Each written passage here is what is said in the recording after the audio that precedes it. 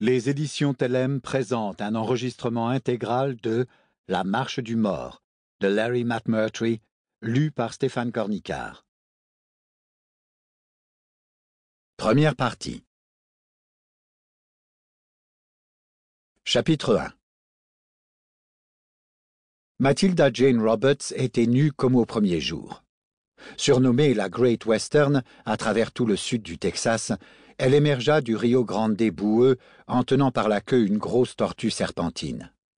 Matilda était presque aussi large que le petit Mustang maigrichon mexicain que Gus McCrae et Woodrow Cole essayaient de débourrer.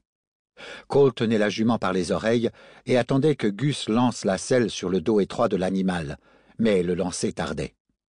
Quand Cole jeta un coup d'œil en direction du fleuve et qu'il vit la Great Western dans toute sa nudité replète, il comprit la raison de ce retard.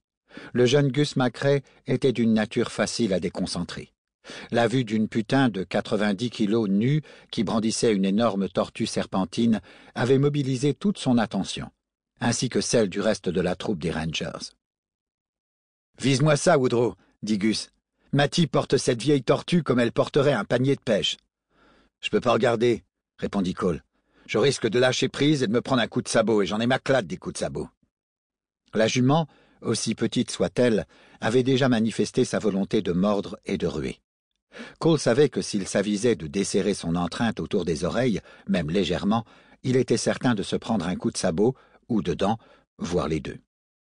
Long Bill Coleman, qui se prélassait contre sa selle à quelques mètres de l'endroit où les deux jeunes Rangers se démenaient avec le petit Mustang, regardait Matilda approcher avec une certaine appréhension.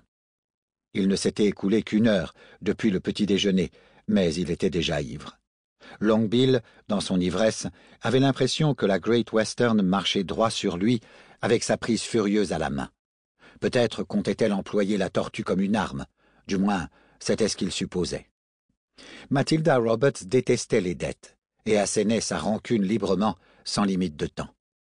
Bill avait conscience de ses arriérés considérables, résultat d'une lubricité inassouvissable, doublée d'une déveine récurrente aux cartes. Il n'avait actuellement pas le moindre cent en poche, et il n'en gagnerait sans doute pas dans les jours, ni même dans les semaines à venir.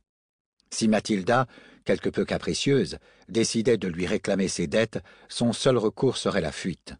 Sauf que Long Bill n'était pas en état de courir, et de toute façon, aucun endroit alentour n'offrait la moindre possibilité de refuge. Les Rangers avaient établi leur campement sur les rives du Rio Grande, à l'ouest de la rivière calcaire du Pecos. Ils se trouvaient à près de 500 kilomètres de toute habitation civilisée. Sample complete. Ready to continue?